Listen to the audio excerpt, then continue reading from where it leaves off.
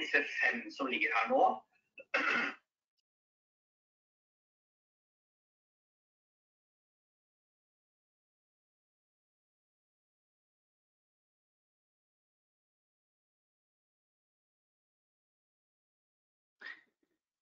Good morning, everyone, and welcome to this 5th session of Pixapalooza. I'm very excited to see you all back again for some more Pixatope goodness. Once again, my name is Jonas, and I'm joined here today with my great colleague Magnus, who will be operating the camera and making sure the feed is running nice and smoothly.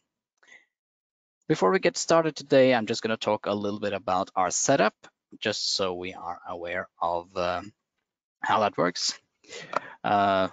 Obviously, because of this coronavirus going on all over the world, the internet is a little bit overloaded, which means that our output is a little bit subpar. So we've tried to remedy this by having 2 outputs, one from a webcam feed that shows the performance on this side. Can you bring it back again? Just for the sake of showing that things run actually nice and smoothly. And then we have a screen share which has higher resolution but lower frame rate. And we'll also try to remedy this by showing keystrokes whenever I press them, so you can see that. And we also have some effects on the cursor itself to be able to see the cursor a little bit better. And I'll try to make sure to do things in a slow fashion so everyone can follow along. Also, a little tip, if you look in your webinar interface, it might be a good idea to resize your windows a little bit and make sure that you are looking at my screen capture output, which has the best resolution. That should be the one that has is maximized, so that you can see the details on that, and then you should run the webcam feed on the top there with the lower size. Okay, with that out of the way, I think we should move on to talking a little bit more about Pixatope. So today we're going to talk about creative workflows and best practices. And once again, my name is Jonas. You already know me from the Wednesday session. And today's topics are going to be about workflow. We're going to talk a little bit about project structure and style guides, as well as best practices. And we're going to talk a little bit about version control. The multi-machine session that we were supposed to have today is moved to Tuesday next week. So we will not be covering multi-machine setup today. So for this session, we're going to talk about a vendor spec sheet, what is and why you should have one. We're going to talk about how you should have a real-time mindset when you're working in a real-time engine, such as Unreal and Pixatope. We're going to dive into PBR rendering and what that entails. And we're also going to talk about importing source files and then talk about style guides, project and folder structure, naming conventions, and then show how we can use a source control application to keep our project nice and clean and safe. And once again, multi-machine setup is moved to Tuesday next week. So first of all, we're going to talk about the vendor spec sheet. A vendor spec sheet is a document that defines basically your workflow and how you should prepare your assets and how you should make basically everything work inside your project. So it's an overview of the different aspects of asset creation. And it gives you the structure, how you should organize things, what style guide you should use, and then how you should optimize and look for performance related things, and which we will have a session about on Monday regarding performance and how to optimize your scenes.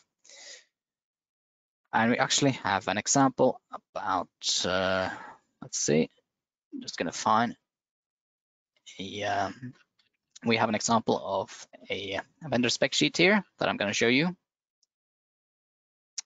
Let's see.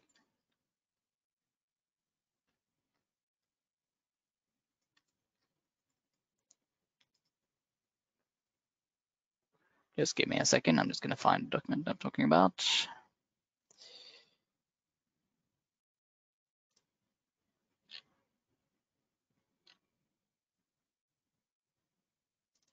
There we go. Here we are with an example of how a vendor spec sheet looks like. So this is basically just an overview of how you should work with your source files, this being all the models, the textures, the animations, everything coming from your third-party packages such as 3ds Max, Maya, Blender, and so forth. And we're going to touch about source control later on. We're going to talk about how we use our preferred source control application, which is Perforce, but you can use other alternatives such as Git or SVN. It's all up to you which one you prefer. We are going to showcase Perforce today. And once again, this is just an overview of how everything should be structured, from everything from particles to look development to project specifications and all of that nice stuff. If you want to be provided with this example of a vendor spec sheet, then let us know and we'll be able to send you this document. So let us know if you want this to just see an example of a vendor spec sheet. So I'm just going to switch back to the presentation. Okay, next we're going to talk about project structure, style guides, and source control.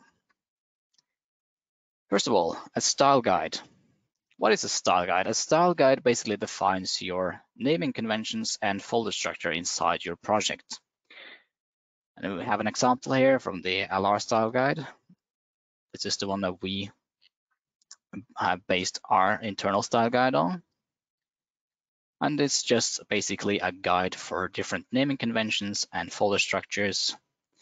You can see here, for example, we have naming conventions based on materials, textures, and meshes, which are defined with a prefix based on what type of asset it is. For example, a static mesh has a prefix of S and underscore and then the name and then underscore version.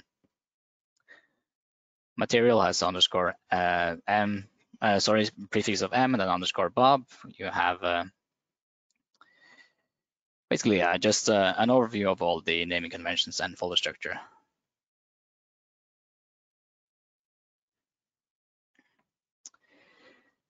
So you should have one style guide for your project, and you should also have one for your source assets.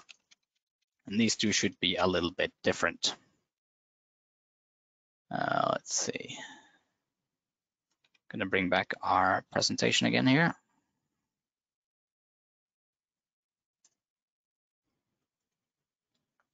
Let's see.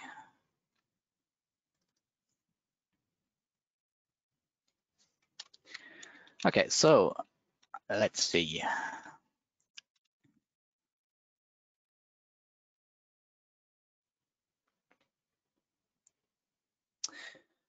So a style guide basically helps you to give your project a specific structure.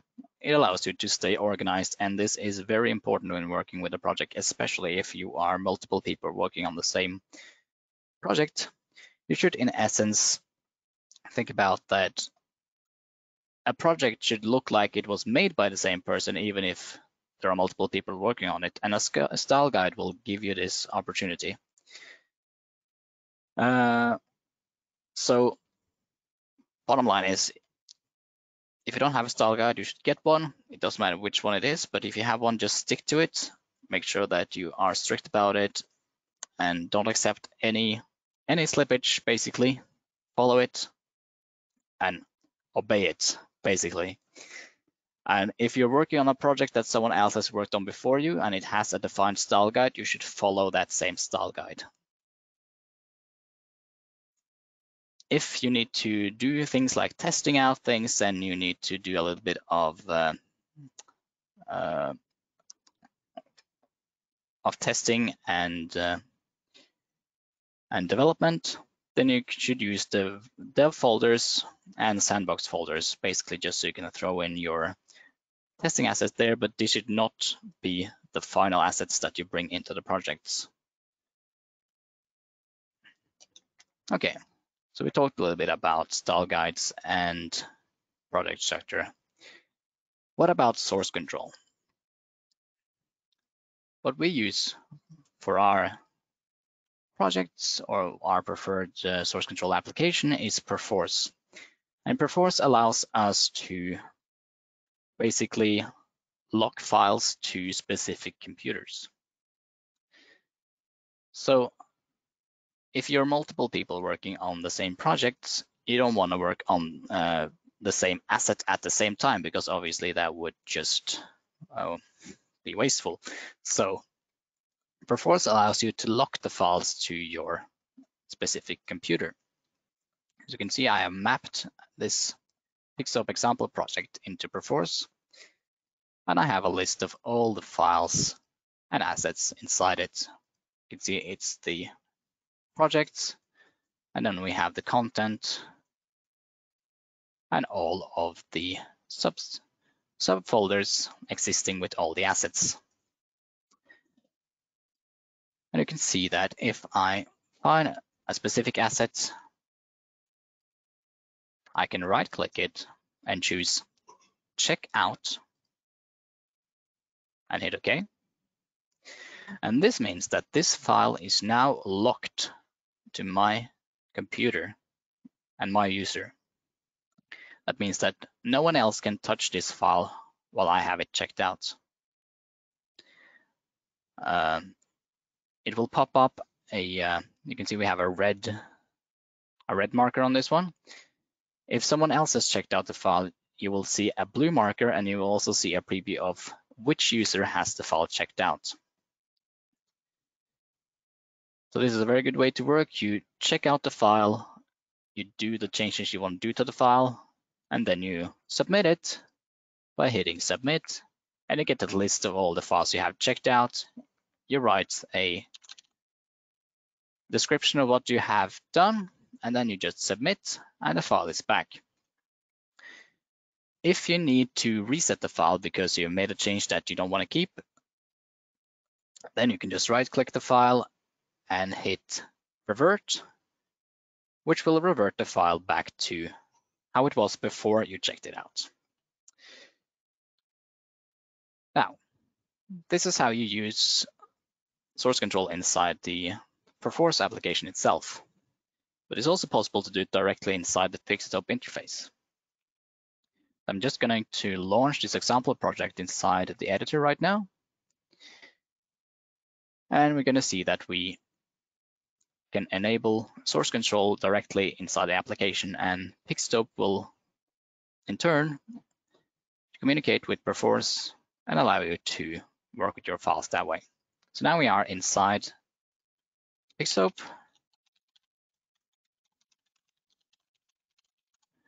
And if I go to my content, to art, and by the way, this is based on our style guide.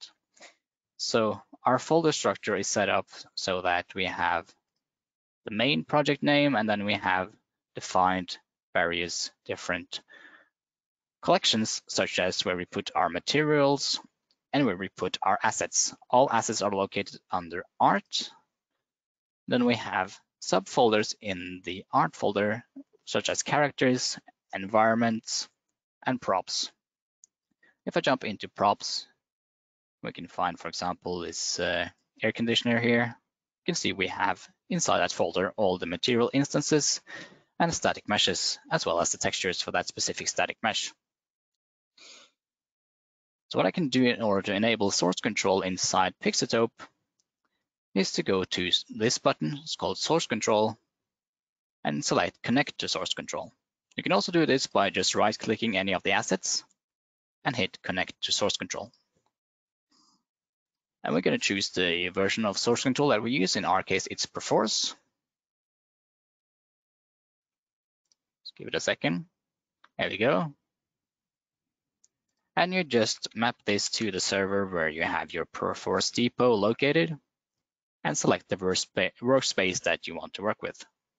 Just accept settings, and we are now connected to Source Control, which means that right inside the Pixelop interface, I can now right-click an asset, go to Source Control, and I can check out the file. And now this file is once again locked to my computer, and no one else can touch it until I choose to release it.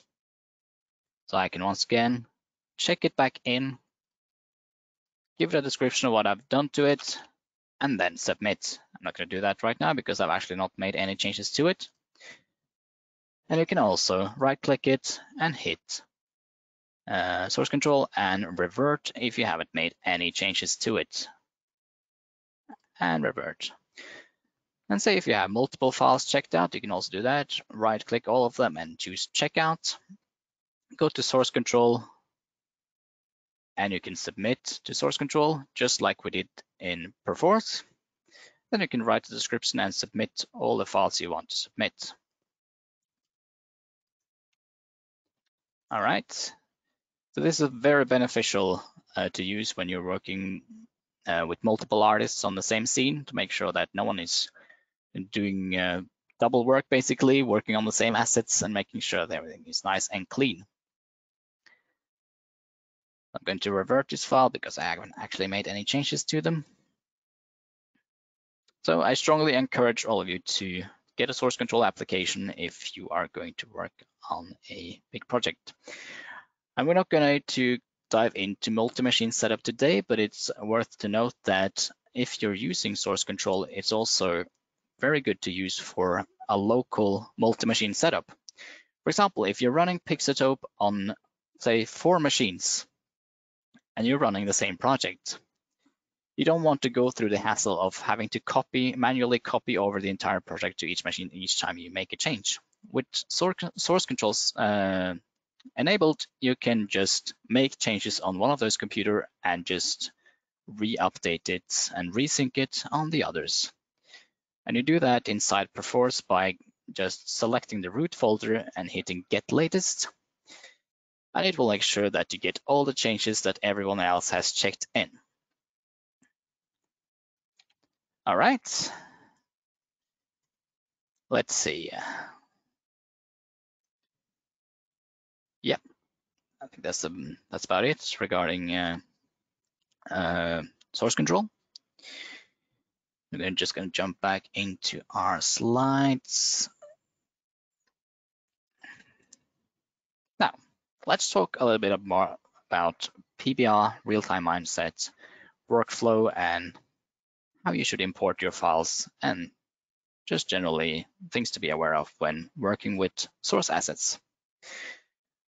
So what does it mean to have a real-time mindset? It basically means that you have to keep in mind that when you're working with Pixelop, you are working with a real-time engine. Pixelop is built, it's a custom version of Unreal, and Unreal is, in essence, a game engine, which means you have to kind of think like a game artist when you're creating your assets. And that means that you have to adapt your modeling workflow to how you would create an asset for a game engine. Same goes with how you do textures. We're going to dive into how to do texture baking, and you need to make sure that you have UVs. For example, if you're going to do light maps, you need an extra UV slot for the light map. We're also going to talk a little bit about physically based shading, which is what Unreal uses in this, and by extension Pixelop, which uses a metallic roughness shading model. We're then going to talk about, after we prepare our assets, we're going to talk about how we import and manage them. And we're going to dive into how you should structure your materials inside the projects. So let's switch this up a little bit and jump into Blender. And by the way, none of this is going to be software specific. This is just my software of choice. But when you work with assets for a real-time engine, there are two key things you want to think about. One is, of course, the quality, and two is the performance. Of course, you want an asset to look as good as possible, but you also want it to run as good as possible, which means that making sure that the asset looks good is only half of the equation. If an asset looks good, but it's not optimized, then it might degrade your performance. If I jump into wireframe mode here, you can see that we have a high resolution mesh right here of this fire hydrant, which looks pretty dense when it comes to the poly count. This is not an ideal asset for Pixeltope or any real-time engine because it's way too dense. Obviously, computers are getting better and better now, and they can handle more and more geometry and more polygons.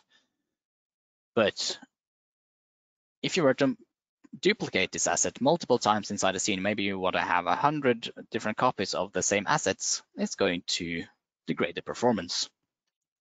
So what we want to do when you're preparing your assets for a real-time engine is that you make sure that we get all of this high resolution detail, but we don't want to deal with the extra polygons.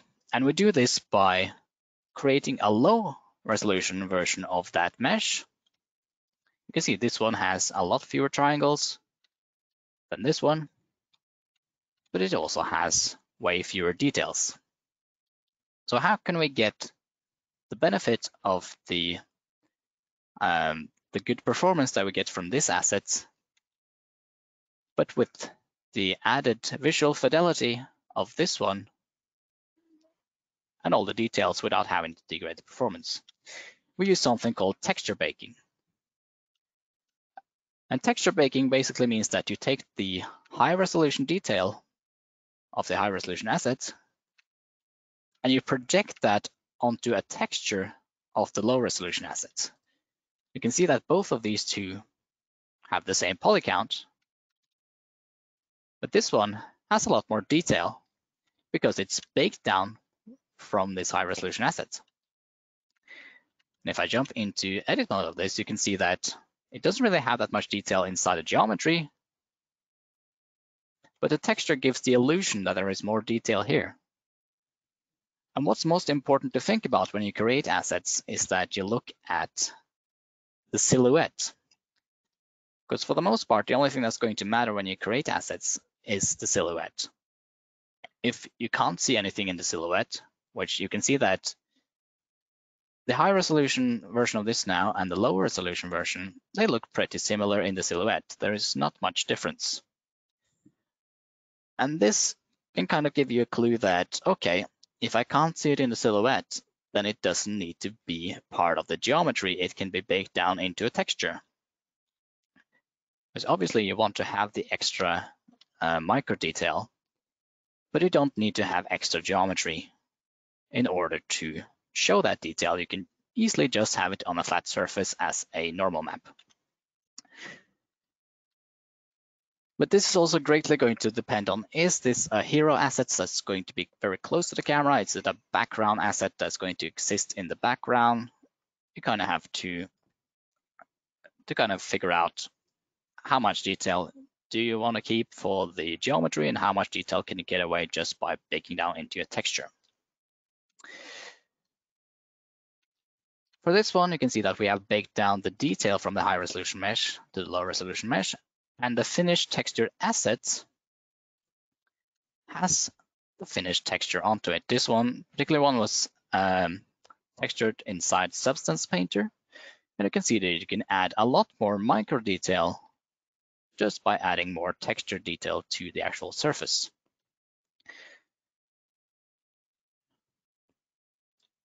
Now, I'm going to actually show you that process right now, how you can bake down high resolution detail. I'm not going to go into depth how to texture an asset because that's beyond the scope of this webinar. but I'll just show you the process just so you can see what the hell I'm talking about. So we're going to use this Studio Light asset that we have here. And I'm going to select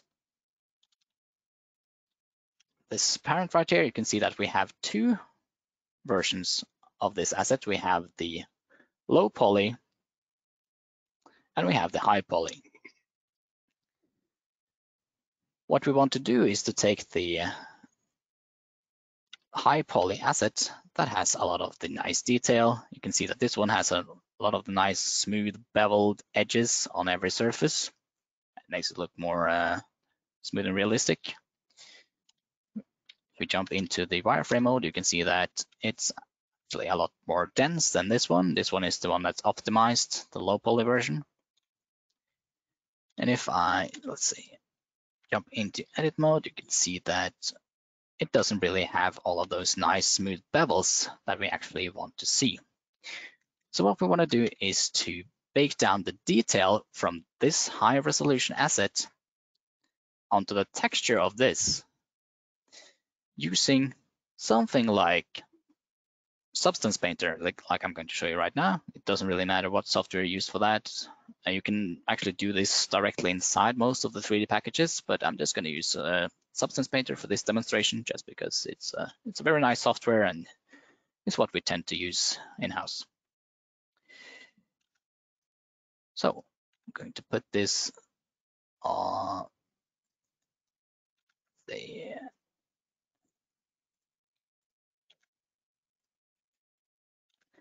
Another thing to think about when you need to bake these assets is that you need to make sure that they are exactly on top of each other. In this case, I have the studio lights both existing on the same place. Disable the low poly one, we can only see the high poly one. Disable the high poly one, enable the low poly one, you can see it's existing exactly the same place. And you want to do this because when you do texture baking, it basically takes and projects the detail from the high poly one down onto the low poly one. And make sure that this detail gets projected onto the low poly one in the correct places. So you want to make sure when you create your low poly version of the assets that you want, of course, to be as low poly as possible, but you don't want it to lose volume. You need the volume to be approximately the same as the high resolution mesh so that you don't have any weird things happening when you bake down detail. You don't want the detail from this particular part to be baked down onto another part because it's too small. So yeah, just keep that in mind when you prepare your assets and make the low poly versions.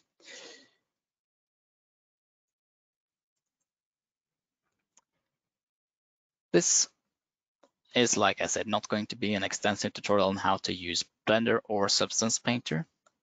But since we're using Substance Painter, just keep in mind for those of you who are interested, for Substance Painter specifically, you can split up your asset when you export it to Painter. In this case,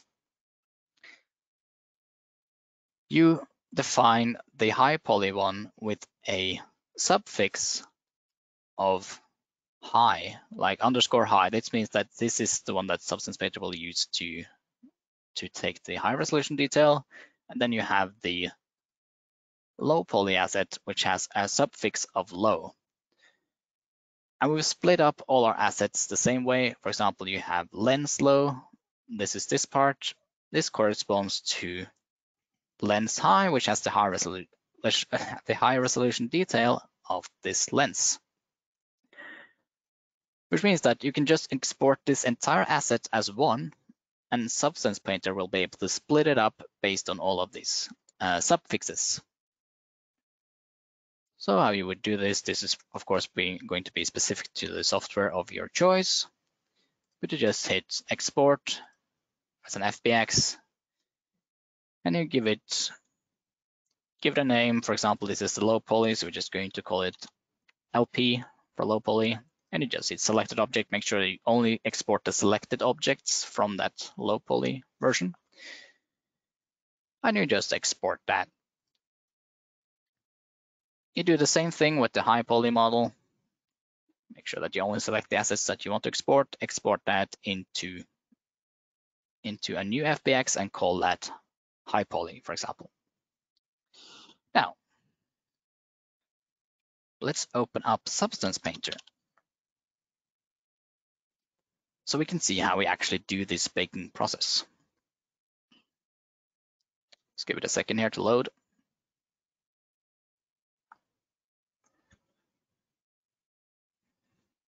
All right, there we are. So I'm just going to open up a new project so we can demonstrate this baking capability. And select the file that I exported. In this case, it's the low poly version of this Fresnel light. Select that, open. Then I'm going to define the texture resolution, which in this case, I'm going to use 4K because we want to have a lot of crisp, nice, high resolution detail to the textures.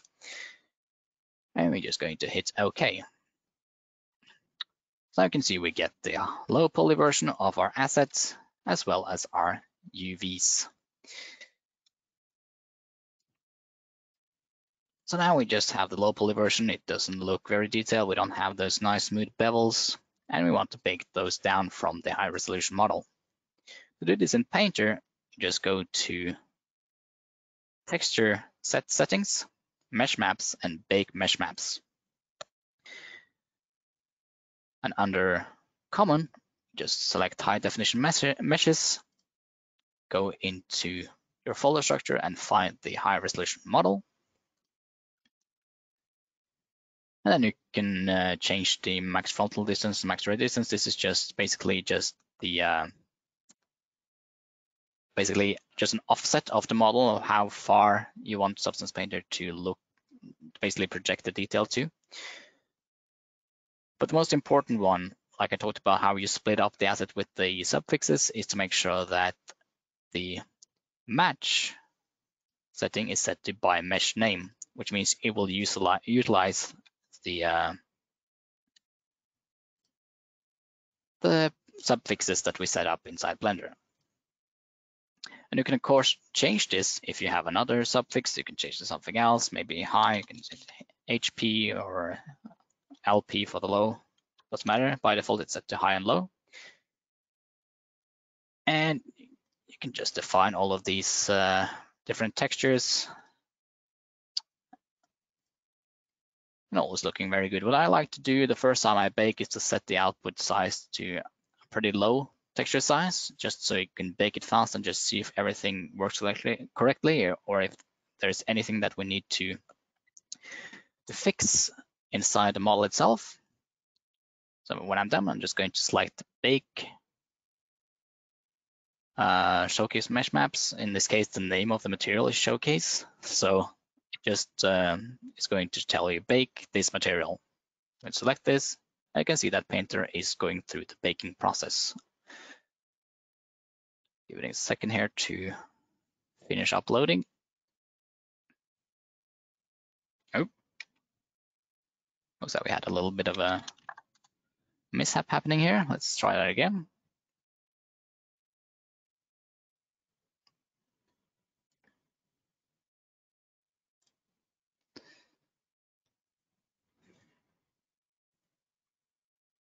All right. So I'm just going to go through really quickly, go through the same process that I did before.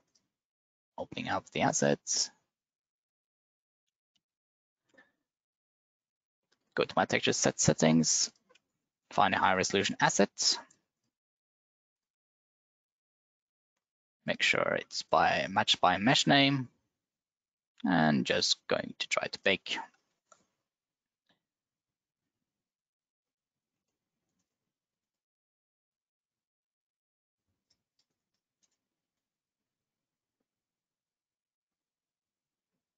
All right, it looks like we had a bit more success this time. I'm just gonna hit OK, and now Substance Painter has finished baking the textures. This was pretty easy, right? It was pretty automated process. So I can see that it does look like there are any major artifacts on this model right now, except for the fact that it's really low resolution, which means that I'm happy with that. I can go into my texture baking settings again and set this to the resolution that I want to bake it to, in this case 4K. And I'm going to bake this again. This will obviously take a little bit longer because it's high resolution. But this is a pretty simple asset, so it shouldn't take too long.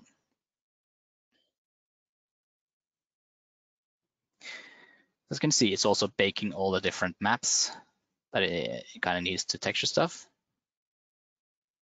such as the normal map. The normal map is basically the bump detail that you get from the high resolution mesh. And then it's also basing some other clever maps such as ambient occlusion and curvature. And I will kind of show you what these look like and what they do.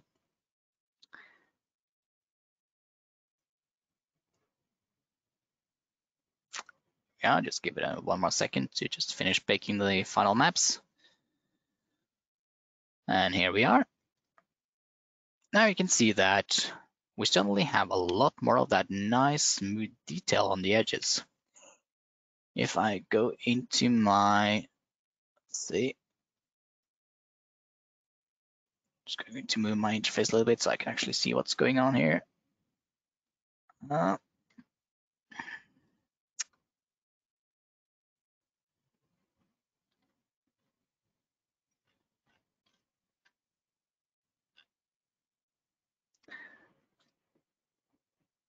Okay, so if I enable wireframe on this, you can see it's still the same low resolution model, but now we have that nice level detailed on these edges. It makes them look a lot more realistic. And once again, this is all just part of the textures that we baked. I look at the UVs, this is the UVs that the textures are baked to. And if I hit B inside Substance Painter, I can toggle between the various maps that we just baked. The ID is basically just a way that you can mask your various different meshes if you need to do that. I didn't set this up, so it doesn't really show anything useful. And then you have the ambient occlusion, which is now baked down to its own nice map. Next, we have the curvature, which is kind of defining the the sharp edges, which is very good in Substance Painter for defining places where you want to maybe put in some wear and tear. Then we have position and thickness, and most importantly, the normal maps. The normal maps is what's taking the high resolution detail and putting it onto texture and giving you the illusion that this is a much more detailed asset than it actually is. It's basically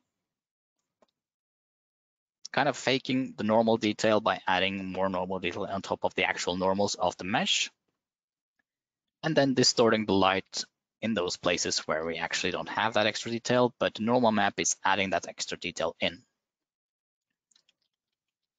Okay, so now that we have our asset baked down, we can use all of these maps to actually texture it.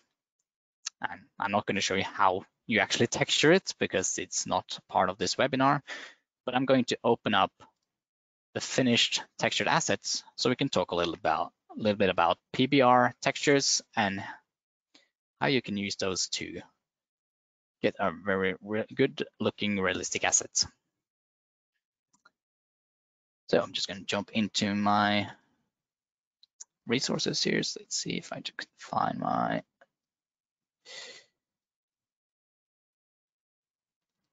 finished textured assets. Just give me a second. And boop.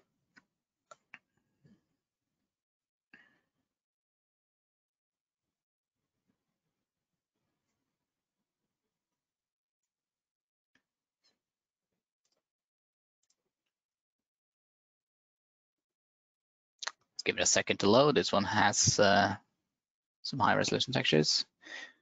And you can see it looks pink.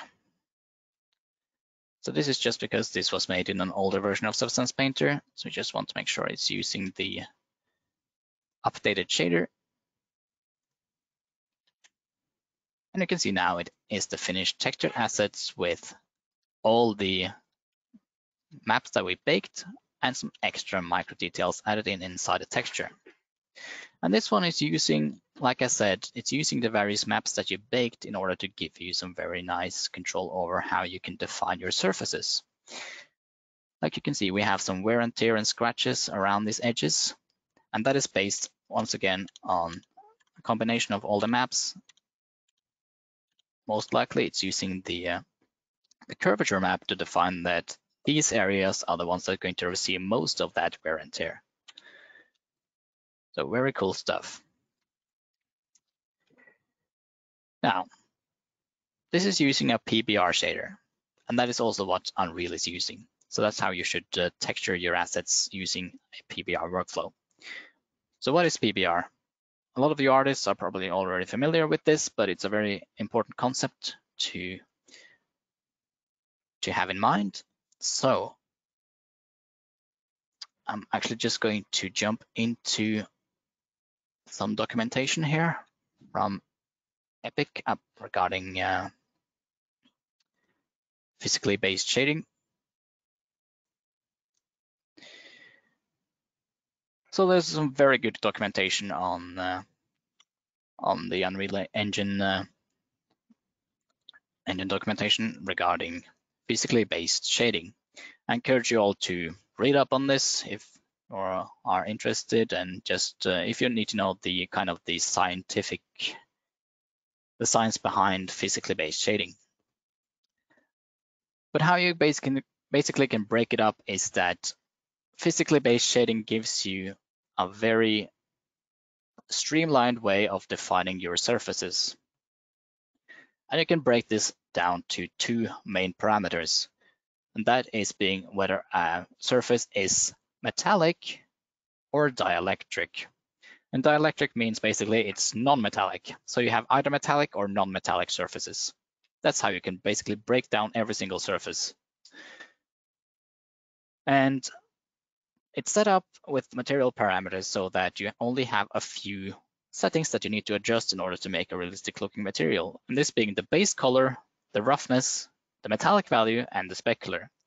So the base color is obviously the colors themselves. The roughness defines how rough a surface is, or an invert of that, how shiny it is. The metallic obviously defines if a material is metallic or not metallic. And then you have the specular, which defines the strength of the reflections themselves.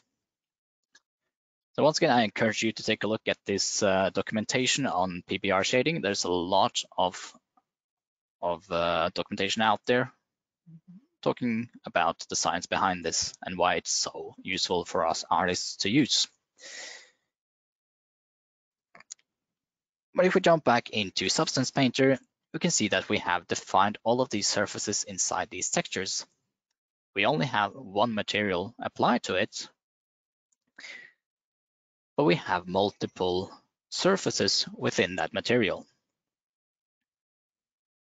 So for example, I can just make a new texture and I can define in that texture all the different surfaces, such as color, height, roughness, metallic, normal, and emissive.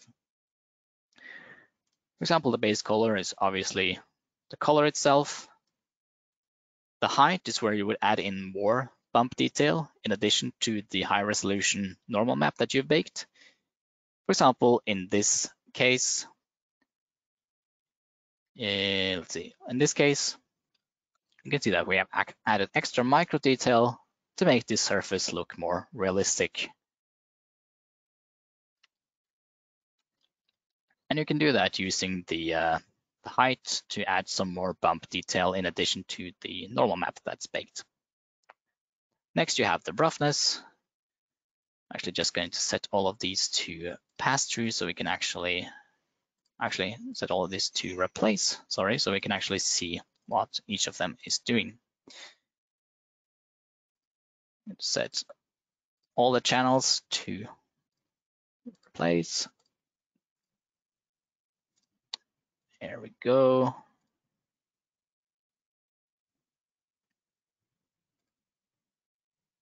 Emissive, and set it to replace. And this basically just allows me to override every single thing that's underneath it. I just can demonstrate this. In the height, you can define the height values, but it doesn't really have anything in it right now, so it doesn't really do anything. But if we put in a texture to it, you can find maybe one of these grunge detail, maybe, no, procedural. Let's use one of these procedural textures. I can add, let's see, if I add this, for example, this fractal, maybe not that one, this fractal noise procedural texture, and add that directly into the height channel, you can see it's now giving some extra bump detail on that surface using this procedural map. And we can scale up the detail a little bit, make it look a little bit more realistic. That is the triplanar projection, so it actually doesn't use the UV seams. And just give it a bit more scale. And you can see that we have some more details. And we can maybe take down the intensity of this because it doesn't look that great. So I'm just gonna move the interface a little bit around because it's a bit hard to work on one monitor right now.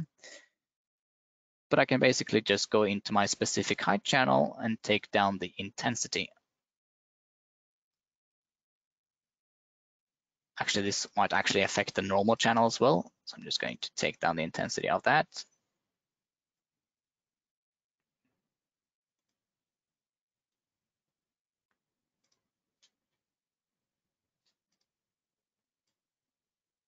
You can see when I take down the height channel, it's actually taking down the details intensity. For something like this, you want it to be pretty low. You can see I have it on 1% right now, and I'm still seeing a lot of that detail. But bottom line is, this is basically how you can add extra detail without having to actually model it. Let's see, next we have, where's my, there you go. So we have our different properties. We looked at the height, which we attach a texture to. Then we have the roughness, and the roughness defines, you guessed it, how rough the surface is. Give it more roughness, the surface will be more and more diffused and less reflective. And if I bring it back to 0, the asset will be more shiny. And this will be more apparent if I just remove the height map that we created, because it kind of breaks up all the specular light that we are receiving. Now we can see that it's actually a pretty shiny object because we set the roughness to 0. So if I increase this, we can define how rough the surface is basically. And you can also do this by texture maps, obviously. You can use a black and white map to define where the black areas are the most shiny and the white areas are the most rough areas. Here we have the metallic value. And like I talked about before, a material is either metallic or it's not metallic, meaning that this value should, for the most part, it should be either on or off. Right now it's off because it's at 0. If I put it to 1, you can see we get a surface that looks like a chrome metallic surface. There might be a few cases where you need to kind of fake things, because even though this is physically based shading, it's not going to work for every single case. Sometimes you have to go in between, but this is a very rare case. Usually you only have to define either if it is metallic or if it's not. The use cases where you would define this as something in between would be where you need a material to be kind of, it is for example, it is a metal material, but it started to rust a little bit, or it started to kind of change its surface. So in this case, we can define that this is a metal material on the bottom. Then we can add a new layer to define where the rust is. So I'm just going to, let's see.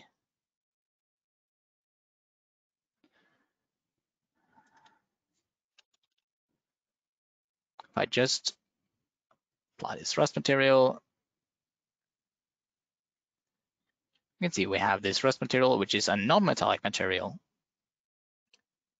And then I can mask this out based on, once again, a mask. So just add fill. Once again, I'm not trying to go into detail about Substance Painter. I'm just doing this to demonstrate how PBR materials work and how you can define your surfaces.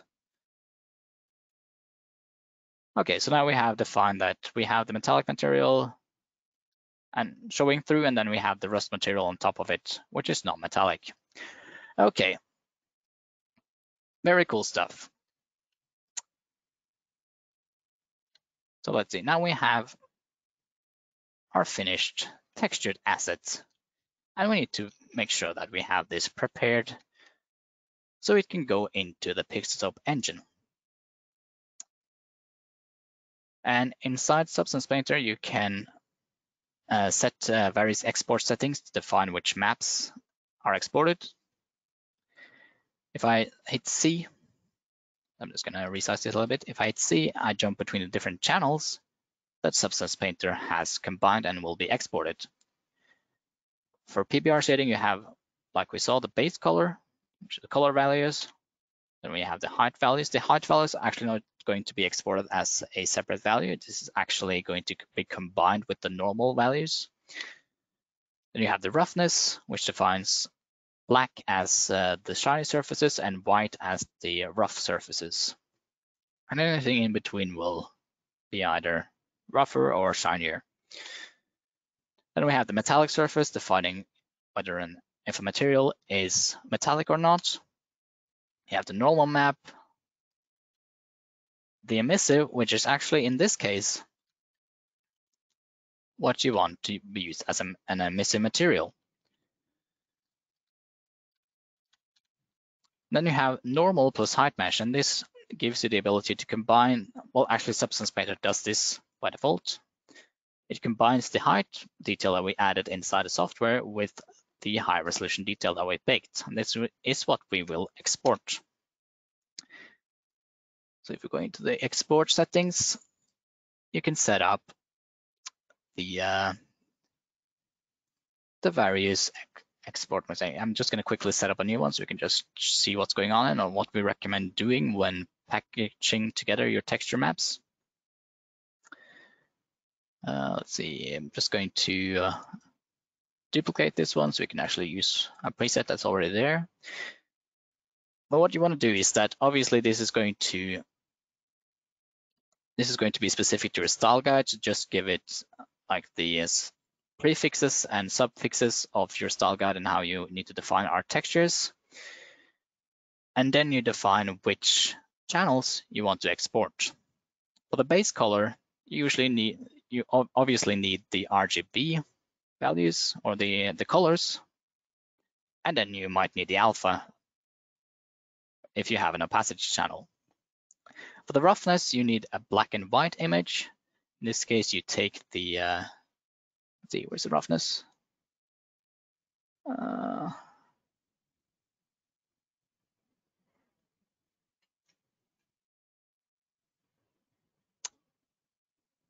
There we go, roughness. Then you just drag it over and define it from a gray channel. And this will export the roughness into that.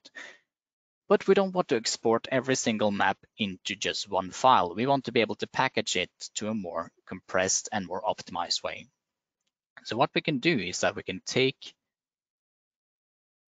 and set it to R plus G plus B, which will split up the channels.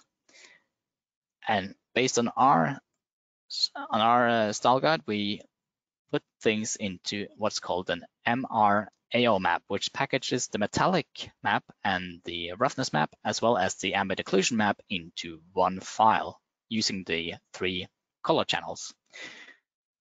So since we have the metallic first, we put the metallic into the red channel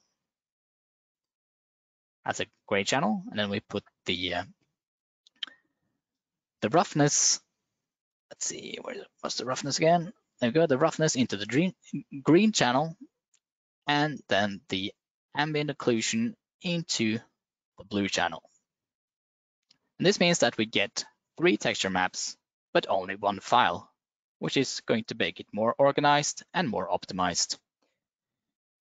The normal we want to export as a single file because the normal map needs the color values in order to define the surface, and the base color also needs RGB values in order to define that. So let's say we have exported all of this. Let's jump into the Pixelop editor so we can actually see this in action.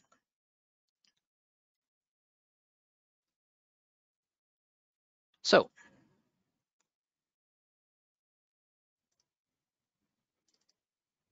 let's see, I'm just going to check my note here a little bit.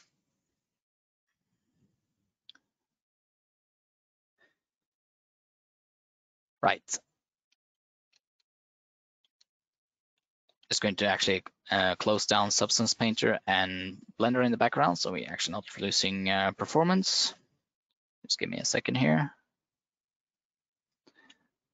Yep, we get all of our performance focused on Pixelop and not anything else. Right. And by the way, I talked about style guides and project structure. We're going to just kind of enforce that while I'm working on this. So we're going to import that studio light that we just saw into the correct folders. I'm just going to go into content, Pixelop exterior, art, and this will be a prop because this is a small asset and therefore it's defined as a prop. I'm going to jump into prop. I'm going to create a new folder, call this one studio light. And this is where you would put all the assets related to the studio light. So I'm going to drag in my, hang on, I'm just going to find the correct assets. Okay, so this one is actually not named correctly. I'm just going to name it correctly just to enforce that naming convention and folder structure principles that we talked about. So we have the low poly version that we created. I'm going to name it S_studio light. And then you define which version of the studio light it is. In this case, it's a Fresnel light. Fresnel. And this is how you define static meshes. Just going to drag that into the content browser. And we get some various export settings. Now, not a whole lot of these you need to worry about, but the most important ones are if you have a mesh that has multiple elements in it, and you want to import that as one single static mesh, you need to make sure that you combine the meshes. You want to make sure that you import the normals. And you do not want to create materials because you want to usually want to set those up from scratch using the shaders inside Unreal. You don't want it to kind of guess how the shaders or try to build them automatically from the shaders you have in your 3D software because it doesn't really always work that well. So I'm just going to choose do not create materials and do not import textures because we'll do that manually. And if you have selected multiple FBXs, you can choose import all in order to import all the assets at once. In this case, it's only the one asset. I'm just going to hit import.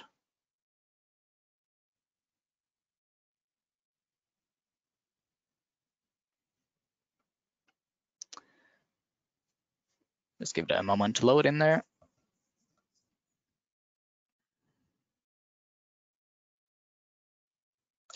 And it's also worth noting that Pixelop supports Python. So import can also be automated if you have a specific script that's doing that.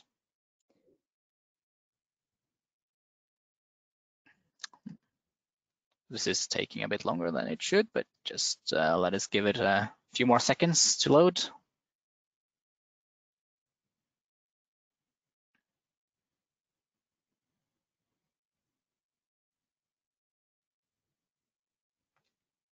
This is probably because this is a pretty heavy project to begin with. It has a lot of assets already in it.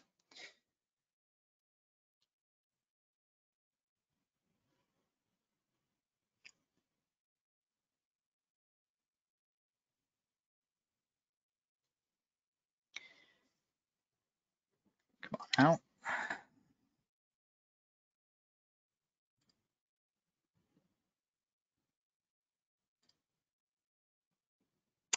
Okay, so I'm just going to try to restart the editor now, see if we can get this to run faster. I'm just going to go into director and close the level, and it will close it for us. I'm going to launch the editor again.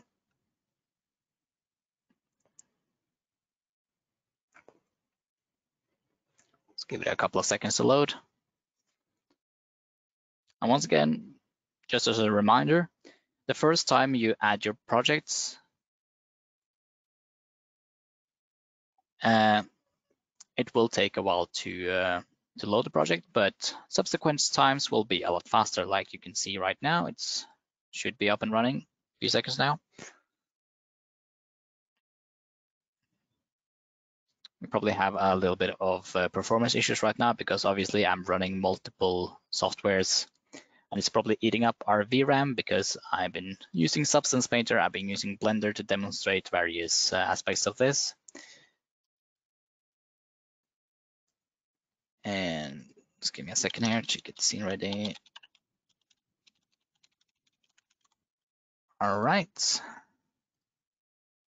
we have a little bit of a, see.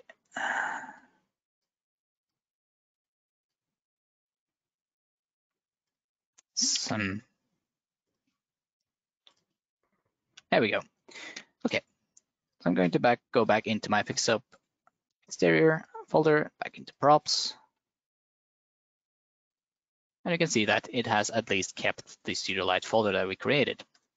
So once again, drag in the static mesh that we created, make sure that it has combined meshes enabled, do not create material, and it has kept all the settings that we selected before, which is very handy. I'm going to choose import, and let's hope we have better luck this time.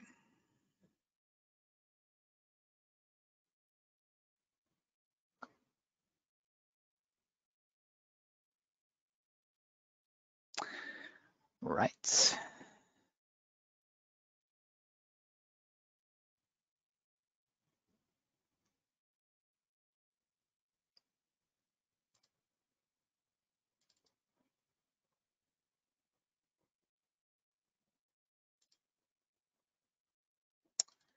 So I'm not exactly sure why it's struggling with this specific assets because it shouldn't be this heavy.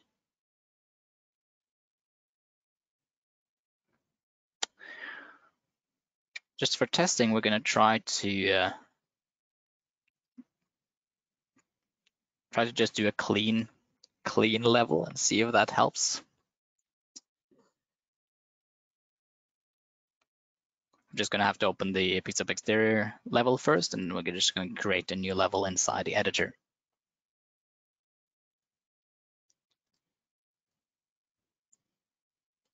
Okay, so this.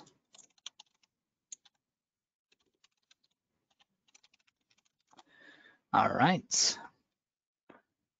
I'm just going to jump into Pixel Exterior. And for levels, you have a specific folder called maps. This is where you put all your levels. I'm just going to create a new level here using, once again, naming conventions from the style guide, typing in level underscore, we'll call this something like, I don't know, plain level. And we actually use camel case letters for this. So capital P, capital level. And because we're using source control, I'm also going to select source control and then mark for add. And this is what you do when you make new files. You mark them for add, and then you can submit them when you're finished with them. Open that up. So we have an empty level open. Let's see if that helps our importing a little bit. I'm going to jump back into the props folder, find the Studio Lights folder, and we're going to drag in the same.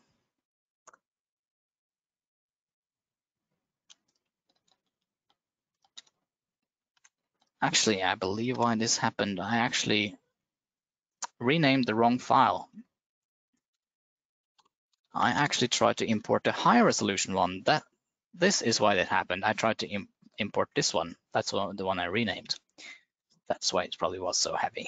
So I'm renaming the low poly one now, dragging it in. And it has once again kept all our settings, which is good. Hit import, and it worked. So that was just me being careless. Sorry about that, but at least now we got it in. And we get this message saying no smoothing group information was found. This is fine. This is just specific because we use Blender, but it should look correct. Once again, we're going to add this to source control, mark for add, and we can open up our asset. So inside this asset browser, you can see we have the low poly version of this model, and we have the one material slot. This one also has UVs for the texture, and it has UVs for the light maps. And we'll talk a little bit more about light maps later on. But since we have this asset in here now, I'm going to open up the Quickstop exterior level again. And here we are. And now we can start to drag in our textures and start to focus on our materials.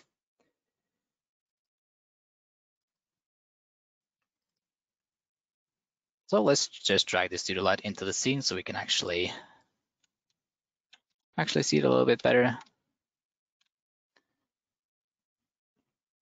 And we're going to start to define our materials, and we're going to talk about material structure and how this should be set up.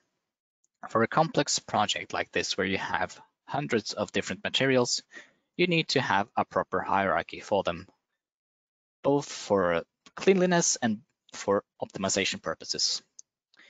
So if I go into the folder called Material Library, this is where we have all our master materials.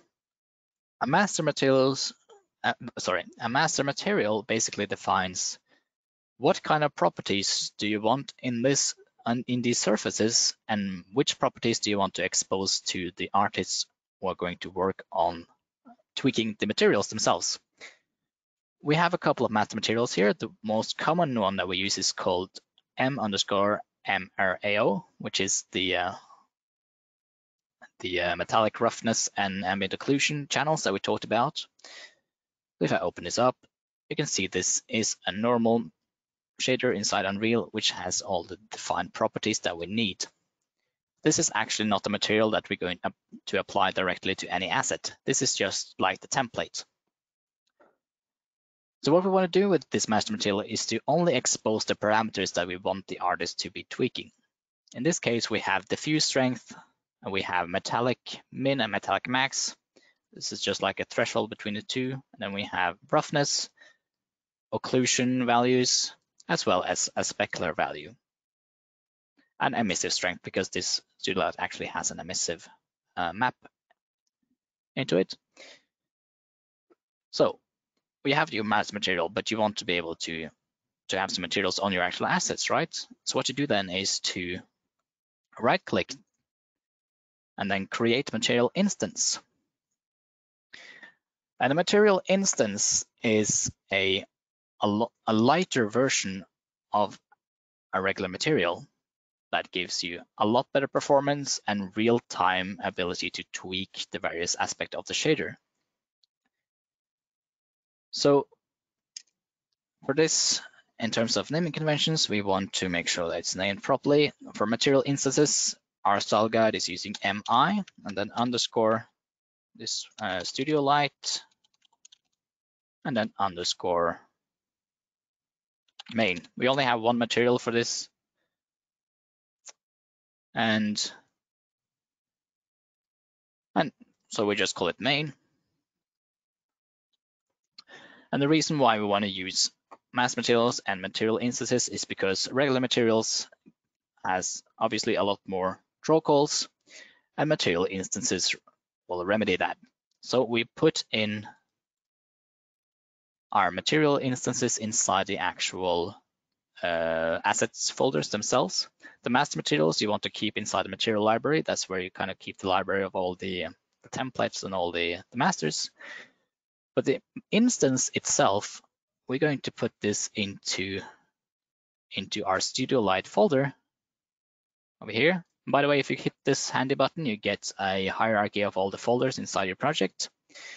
I'm just going to drag it over and choose Move here, which means it will move it away from this folder and put it inside the Studio Light folder. So now you can see we have our material instance and our Studio Light static mesh. By the way, if you hit the view options, you can define how this preview is going to look. You can actually select this thumbnail edit mode, and you can define how you want your thumbnails for your various assets to look. The material as well, you can actually switch the preview surface of that material if you desire to do that. You can orbit around it, around the surface, and you can do the same thing with static meshes. Just a nice little quick tip. So if I open up the material instance, you can see that this looks very different from the actual master material.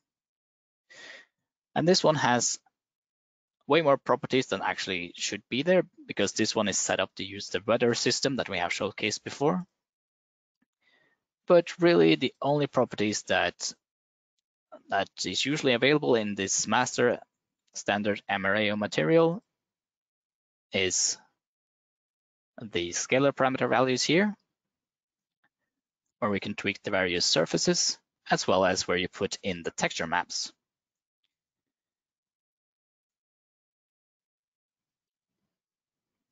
So I'm going to put in textures that we exported from Substance.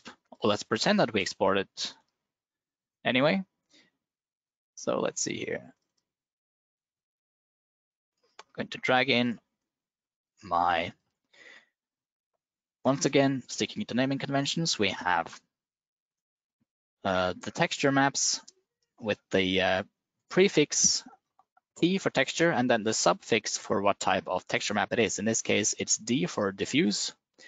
Sometimes you use diffuse or base color. In this case, our style guide uses diffuse for that, so just underscore D.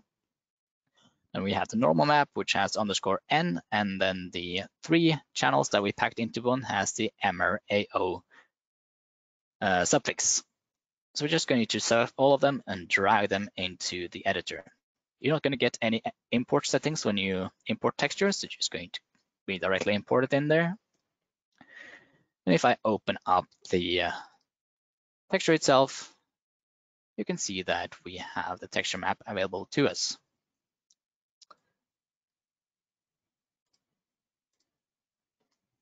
Now,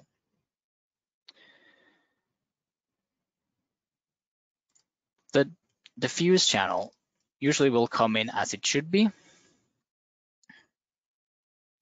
And I'm not sure why I'm not seeing the menu here. Maybe one of my colleagues can actually help me out with this. Why I'm not seeing the menu on the side of this map channel.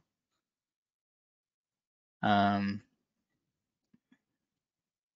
see, window and details. There we go. So when you import your texture maps, it's going to give it a compression setting. And you can, of course, change this. For a color map, you can use the default DXT compression, because this is a color map. But it's a little bit different when it comes to the other channels.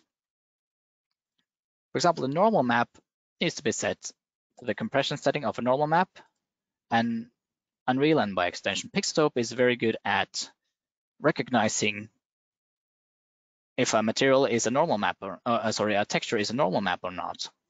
So it's very good at recognizing, because it looks at a normal map has this very distinctive look where it looks with this kind of a purple and pink and blue values. So it will usually recognize that. If it doesn't, you just set it to being a normal map. For the MRAO material, it's not going to recognize that as anything specific, because it's basically just all the 3 maps packed into one single file. So you can see the red channel has the metallic value. The green channel has the roughness value. and the blue channel has the ambient occlusion value. And with these packed together as color channels, it looks pretty strange. Sometimes Unreal will misinterpret this as a normal map, but that's all fine. You can just change it. In this case, we want to set it to masks. Means that it will not use an sRGB compression. So just set it to masks, and it will make sure that you get the uncompressed black and white images from the masks. Okay, you guys still with me? I know there's a lot of information to take in. I'm going to add these to my source control. Actually, also important to remember to save often. Control S to save, or just hit save all, and you'll get the list of all the things you want to choose to save or not save, basically. So we're going to apply this material to this light. For props like this, it's best to apply them inside the asset itself, because it's usually just the one material you're going to use for it. Or you can just apply it directly inside the level. Sorry, I'm just going to actually scroll down so you can see that a little bit better. We have the material slot over here, and we move the material over to the material slot and apply the material. This will only happen inside this level. So if you want this to be more permanent and happen on every instance where you're dragging the assets, you just apply it to the actual asset itself and then just save. So now we have the material applied to it, and now we need to add our texture maps to that material. I'm just going to hide these so we can get a better overview here. So we want to apply the diffuse map to the diffuse map channel. Now you can see we already get some colors on this. We want to take the emissive map. So this is the lens, the emissive map for the lens that we have textured inside Substance Painter. And we just drag that to the emissive channel. And then we have the metallic roughness occlusion map, where we will put the Amarillo material. And then we have the normal map and drag that in. We have these extra maps here for snow surface and such, but we're not going to touch that now. That's just specific for that weather system that we have in this scene. So inside material instances, you can see the parent, which in this case is the master material Amarillo. I just want to quickly show you that when it comes to the metallic roughness and occlusion material, you can see that we're using the 3 RGB channel, and it's split up into the various different parameters and then piped into their respective channels. In this case, metallic roughness and ambient occlusion, which is over here. And that basically means that when you add your texture map to the ambient occlusion, roughness, and metallic map to this slot, it will automatically just pipe in the different channels into the right surface parameters. Okay, so now we have applied all our textures, and you can see that we now have the textured asset rendering very nicely. But the emissive part of this, it doesn't really have any emissive value. It does have the emissive map, which is just kind of the mask for where you want to define where it's actually doing the emissive parameter, but it doesn't really have a value. So we can set the emissive strength to, for example, 1, which means that it will just display it 1, or we can increase this one to much higher value and make sure that we go to director and enable some nice looking gloom. Now we can see that the light is actually getting bloom from that emissive channel. Very cool stuff. Very nice, very nice. Okay. Let me just check my notes here a little bit.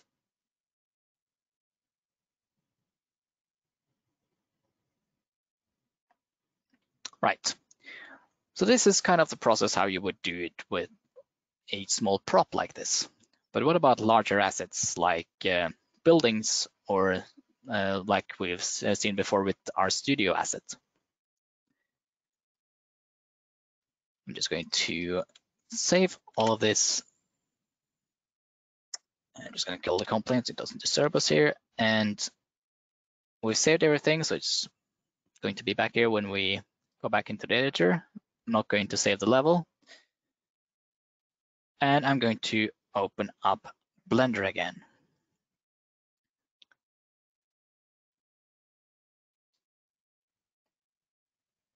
All right. This is the process I just talked about is specific for this small prop. But if you have something that's a little bit bigger, the process will be a little bit different. Because of a large surface like this, you're limited to the resolution of your textures. And for large surfaces, that might not be enough. So for something like this, you will need multiple materials for each defining surface. And each material can have its own 4K texture.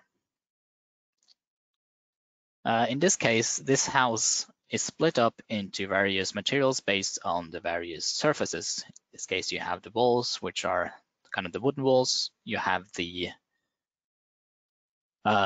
roof, which is a very large surface that needs its entire 4K texture on its own. But usually for large assets like this, you might want to actually use more tiling textures and not bake it down to one single texture because the surfaces are too large. And I'm going to show you how this looks inside Pixstove, but first let's just talk a little bit about the UV maps. So you can see this one has multiple UV maps. Usually you only want 2. So I'm just going to split this area. You can see I'm going to jump into the UV editor and jump into edit mode. And let's see. So you can see the first UV map has a bunch of different things overlapping because this one has multiple materials. So I can just split this up based on material so we can see this a little bit better. So if I select this roof, for example, you can see we only have the UVs for the roof.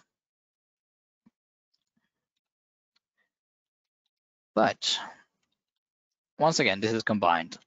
The overlapping is only happening because we have multiple materials. But the light map, let's see.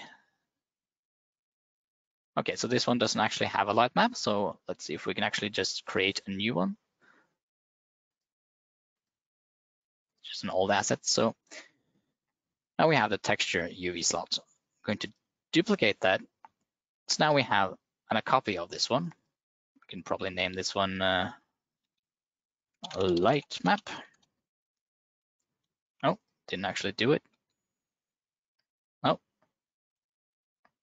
anyways.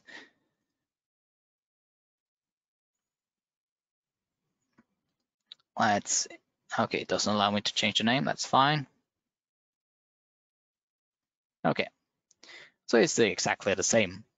But since this is just one mesh that has all the materials in it, it's fine because it's split up into materials, but the light map uses the entire asset. So you want to make sure that all the UVs from all the materials are packed into one UV slot without any overlap. So if I pack this, give it a second, and make sure there is enough padding between all the UV islands so we don't get any nasty overlap or artifacts when we do the light baking. And this will still keep the texture UVs intact. If I go back to the texture UVs again, you can see that they are intact here. If you go back to the light map UVs again, you can see that they are intact. Very cool stuff. Now, I'm going to jump back into Pixstop again.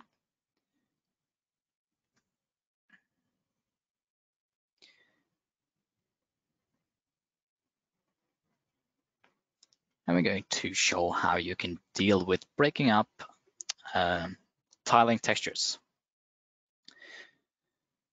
Let's see. All right, let's see.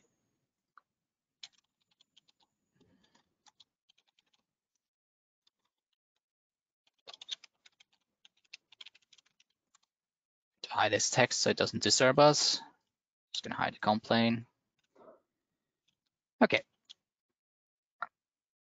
So once again, for these large surfaces, like for example, this cobblestone ground, you can see that if we go into the material for this,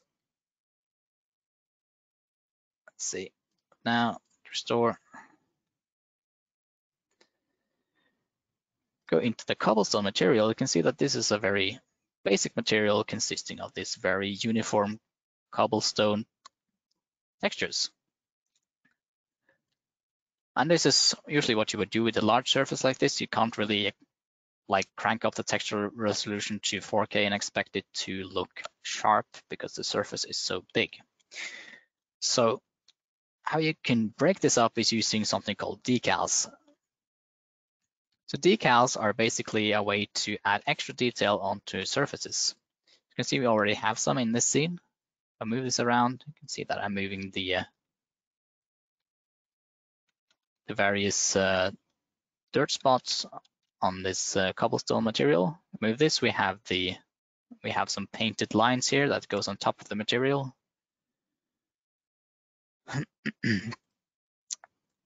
And this is basically how you can break up the repetitiveness of a large material like this. Let's see. Did I forget anything?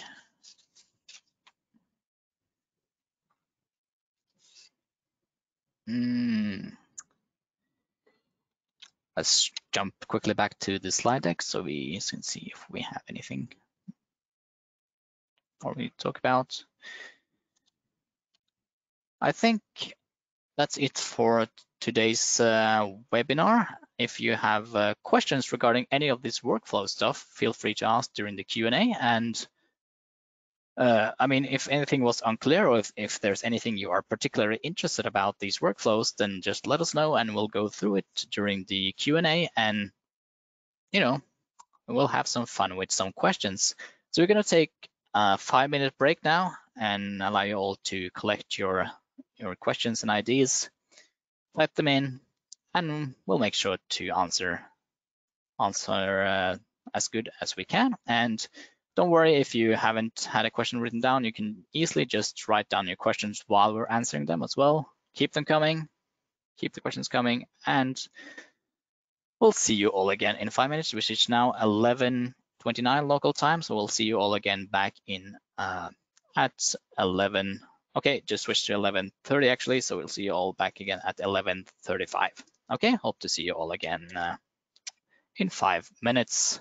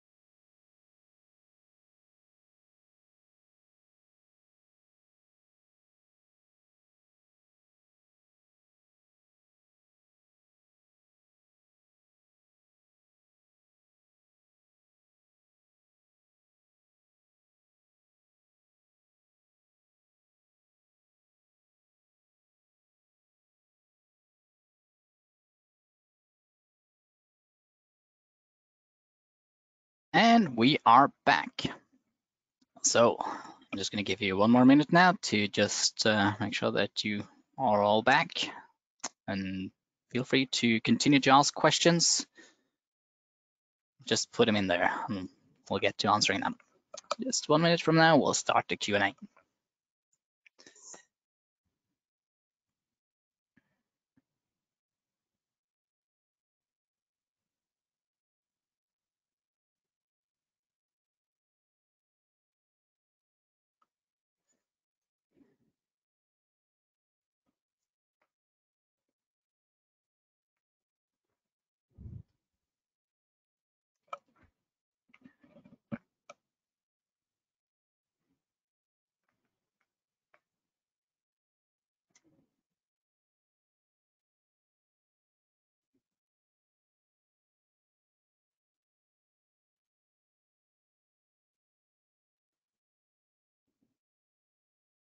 Okay, I think we can begin. See these questions. Okay, so the first question is, I would like to have the vendor spec file.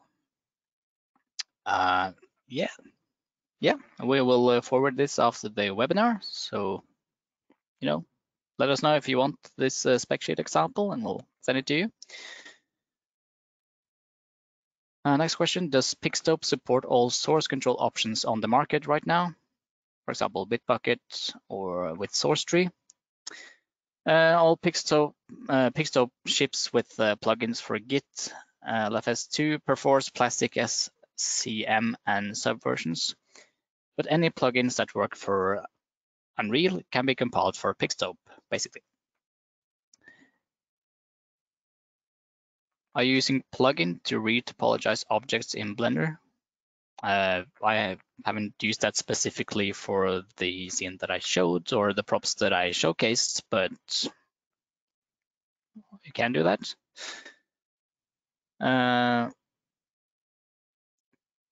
Could we get the reference sheet guide? Should we email? Yes, absolutely. Just get in touch and we'll send it to you. By the way, a follow-up explanation for that question regarding the retopologizing the objects. This one was just basically modeled by hand based on the higher resolution model. And for a very, let's see if I can just get my interface way here.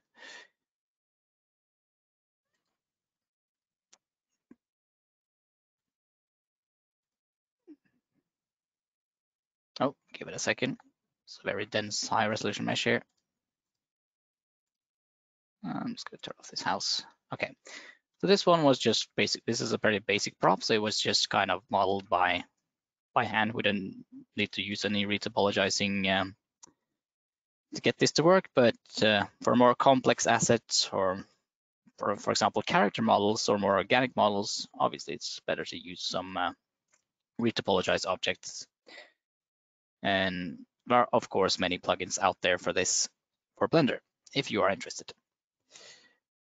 Next question, how to manage object with constraints on import. You cannot combine meshes. I'm assuming that with this you mean that constraints such as when you can parent objects to various things, and you can use modifiers to kind of like, how to say it, you have like this one, you have this one parented to a dummy object that moves the entire thing, then you have constraints for the various objects. And I believe in, for example, in Cinema 4D, you using a lot of constraints to kind of define your various models. Everything is parented into a nice hierarchy. And for FBX export, it doesn't really keep any of those constraints. It only keeps the meshes, I believe. So, but this is going to depend a little bit of how you bring in your assets. Bringing in your assets as FBX files is only one way you can bring in assets into Pixtope. The newest version of Unreal supports Datasmith, which gives a dynamic link between software such as 3ds Max and I believe Cinema 4D. Don't quote me on that, but basically it's a dynamic way where you can have a dynamic link between the 3D package and Unreal. And this will also be available in the next version of Pixtope. Okay, next question. Hello, you mentioned the process of baking texture for geometric optimization, such as normal maps, but you did not talk about baking diffuse, baked shadow, etc. I suppose because in a PBR workflow and the power of the Unreal system, there is no need anymore to bake light shadow. Can you give some more explanation in the future, if it's not already done, of the process of the light baking?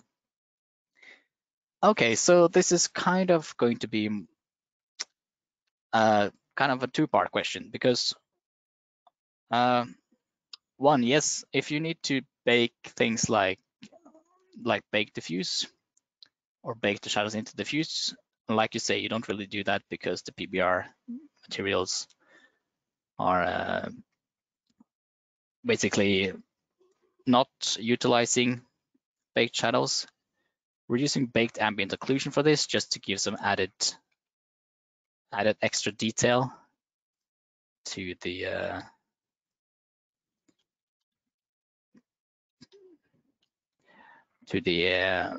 sorry, give some extra nice smaller ambient occlusion detail. But that's specific for assets.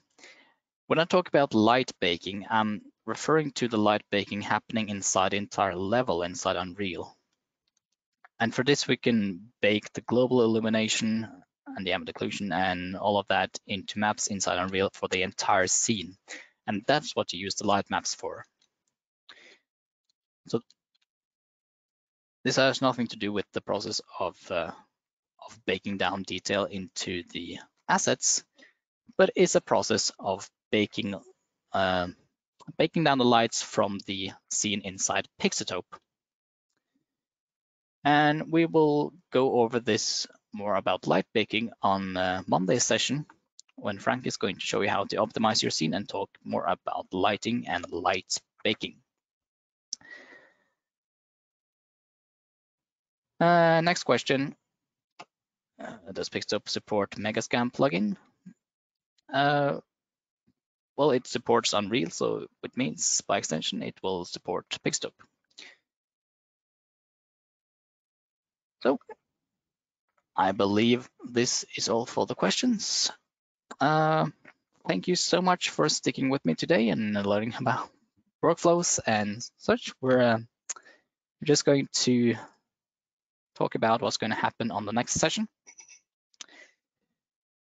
The next session is going to be on Monday, and I'm going to hand you back over to my great colleague, Frank. And he's going to talk about how you can optimize your scenes, as well as lighting, light baking, more about reflections, and more of that ray tracing goodness. He's going to talk about the Pixtope render pipe and the overhead, video playback, and he's going to finish up with showing you how you can optimize a bad performing set. So I hope you all look forward to that on Monday, and I wish you all a very nice weekend, and we hope to see you all again on Monday. So thank you so much for watching, and we'll see you again very soon.